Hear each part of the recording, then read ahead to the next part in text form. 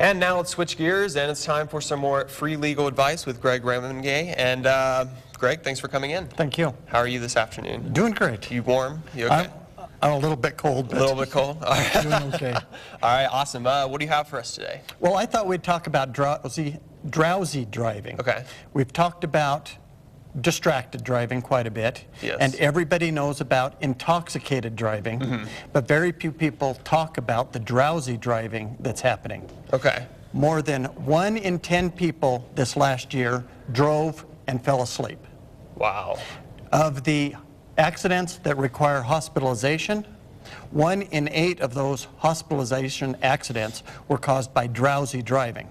Okay. And 1 in 6 of the death-related accidents were caused by drowsy driving. So it is a serious problem, and it's the situation where you're a little bit too tired to focus, you're starting to react slower, you know that you're not fully awake. Right. That's drowsy driving. Okay. And it needs to be avoided because of those statistics. Some of the things that you need to look out for are repeated yawning. That's a sign of drowsy driving. If you're driving at a time when you normally are asleep, there's a higher chance that you could drive drowsy. True. Yeah.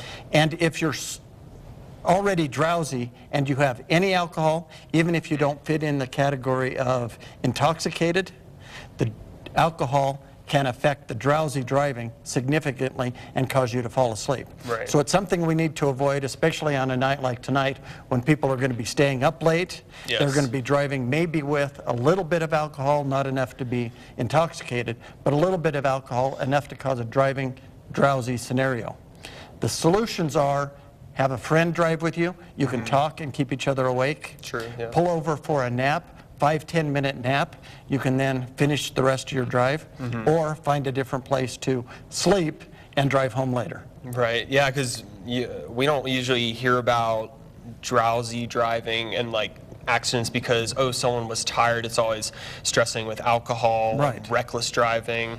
So why is this just important to get that out there? It's very important. I have a number of clients that come in after an accident, and the person that caused the accident was asleep at the wheel or was feeling drowsy and not paying attention. So Okay. it's something very important that we need to pay attention to. Very good. Yeah, and I've definitely been a victim of that. Just you know, you got to try to pull yourself together. But you know, all those signs you were talking about with 1 in 10 people fell asleep driving last year. That's So crazy. That's a crazy. That's a high statistic. number. Yes, it is. All right. Well, thank you, Greg, for coming in. Here's some more information if you want to speak with Greg or get in touch with him. And thanks again, Greg, for coming in. All right. We'll be right back with my full forecast.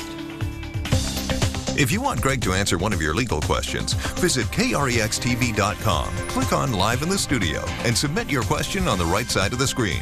Watch Greg's segment every Wednesday on News Channel 5 at noon.